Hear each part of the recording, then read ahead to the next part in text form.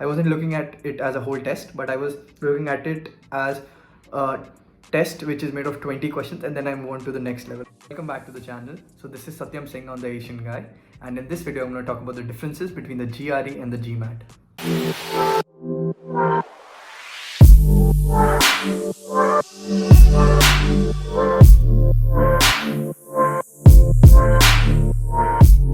So I myself have been in this phase of confusion of which exam should I choose, whether the GRE or the GMAT is more suitable for me. So I finally ended up choosing the GRE and I scored a 332 out of 340. So that's that. So through this video, I've tried to highlight 9 different points that differentiate both of these examinations.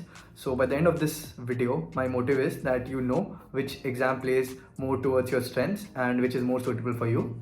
So without wasting any more time, let's get started. And before we finally begin, in case you're interested in reaching out to our organization Admit Club for any help regarding admission applications or job applications, the link is in the description. You can reach out to us. So now let's finally get started. So the number one point of difference between the GRE and the GMAT is that GRE is a more versatile test. So your GRE score can be used at a number of technical courses as well as management courses, while GMAT, which stands for Graduate Management Admissions Test, is mostly accepted by the business schools, and it is generally used for higher studies related to management subjects. So that's that. And also GRE focuses less on number crunching in comparison to the GMAT, and GRE also includes a calculator with it. So that's my number one point. Let's move on to the other points. Another very important point that both of these tests are computer adaptive. That means the difficulty of the question coming next depends on how you answer the previous questions. But the key difference here is that GRE is sectional adaptive while GMAT is question adaptive. So let me explain that further.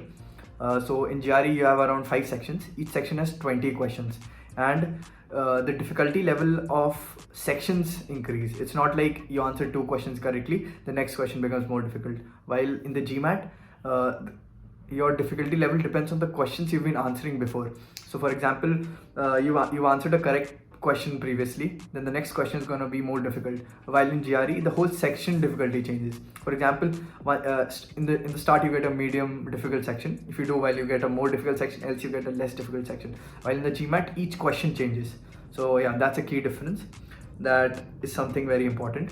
So one more point arising out of this is that GRE lets you go back to your previous questions in the same section. That is, in those 20 questions, you can shuffle back and forth. While in the GMAT, you're not allowed to go back. Once you've answered the question, it's done. You can't refer back to it. So that is again something that makes some test takers uncomfortable with the GMAT. While I myself was personally more comfortable with me getting that opportunity to go back and re-answer a question and basically reassess my answers at the end of the section.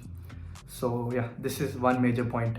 So the test duration of both of these examinations are very similar, with the GRE having a length of 3 hours 30 minutes and GMAT extending 15 minutes more than that, having a time duration of 3 hours 45 minutes. So now I'm going to get into detail about the type of questions you'll encounter in both of these tests, and I'll basically try to give one easy example and basically let you understand what type of questions you may come across in these tests.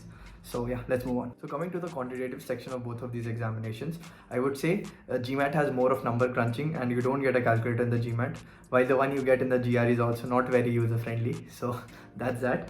But anyways, I would say the quantitative section of the GMAT is a notch above the GRE quantitative section. So in the GRE, you will come across questions that are mostly quantitative comparisons. So what do I mean by quantitative comparisons? I'll give an example. So for example, you'll be given 2 quantities, quantity A and quantity B, and then you will be asked whether these quantities are equal, whether A is bigger than B or B is bigger than A, or the relation that's given isn't sufficient to determine this. So 50% of the questions are quantitative comparisons in the GRE Quant section. While for the GMAT, the questions focus more on data sufficiency. So again, you'll be given 2 statements, and then they'll tell you to come out with a verdict, or there's a conclusion given. Then they'll ask you in the question, there'll be 5 options. You'll be given the option whether statement A is enough, and then the second option will be whether statement B is enough, and then just like that, there'll be permutation combinations, whether you need both statements, you need one statement, or all these statements combined together is also not helping the cause. So yeah, these are the differences. GRE, you will have quantitative comparisons, and the GMAT, you will have data sufficiency questions. You will see more of charts, text and graphs in the GMAT in comparison to the GRE. So yeah, this is a brief overview of what types of differences you'll find in the quantitative section of both of these exams. I hope this helped you. Now let's move on to the verbal section. Coming to the verbal section of both of these examinations, I would say both of these examinations required a good grasp of vocabulary, but GRE focuses more towards the vocabulary side of things in comparison to the GMAT, which focuses more on the grammar, getting the intent out of sentences and the sentence structures.